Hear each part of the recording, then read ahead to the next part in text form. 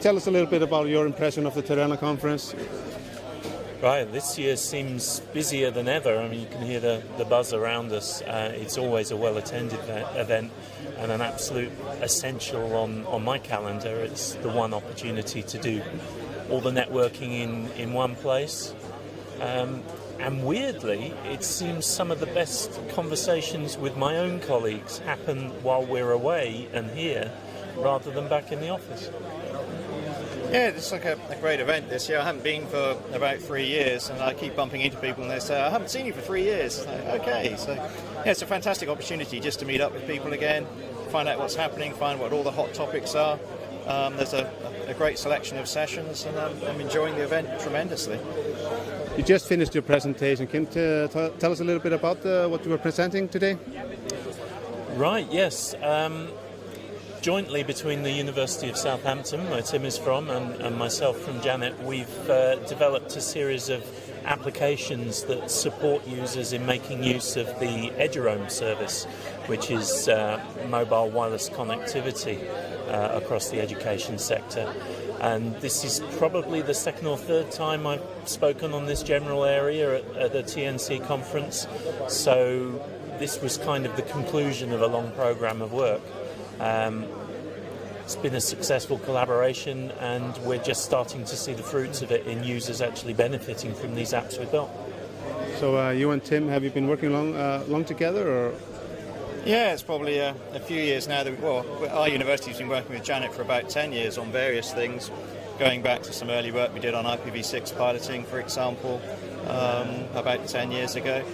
Most recently, though, we've been doing some work with Eduroam. We have students at the university that either do individual projects or they group together in their fourth year for the MEng degrees and do development projects as a group of 3 or 4. So it's great that Mark comes along with real problems that Janet have, and our students can try and tackle those as part of their degree studies. The students get a good experience with a real customer. Mark gets some code that generally works quite well, or at least gives them a good prototype as to whether the idea is feasible. So what we've been showing today in our talk is the Eduroam Companion, which is a way of anyone that wants to use Eduroam going around and essentially crowdsourcing good coverage maps for Eduroam. So if you're here at a conference like this, you can map out that Eduroam's here, other people can find it, or if at your own home university, you can map it out as well. So when visitors come to your university, they can find it. And that's proving to be quite a popular thing. We've now had 3,000 people download the iPhone version of the app, the Android app we just announced just now. Already people have started downloading that, and it looks pretty exciting actually. Yeah, you spoke earlier about positive response to your presentation about the Translate. Can you talk us a little bit about that? Yes, certainly. One thing we learnt from the first app we released on iOS, the Apple operating system, was that was an English language application. And when we expanded to the Android platform, one of the things we wanted to add was to make it very easy to internationalize it, so there could be many language translations of the app to make it more accessible for people. And just announcing the application now, I put up the address of a website that manages crowdsourced translations.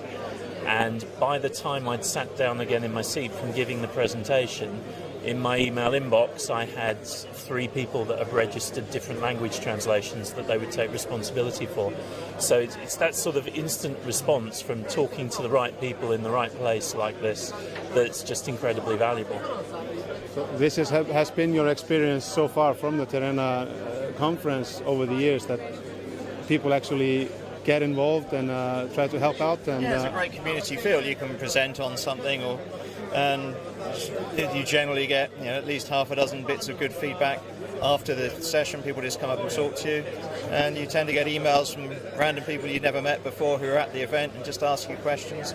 And I've had examples of that led to full projects of just some coincidental common interest leading to some really good things happening. So it's just typical of why it's a good thing to come here and present, meet people and talk.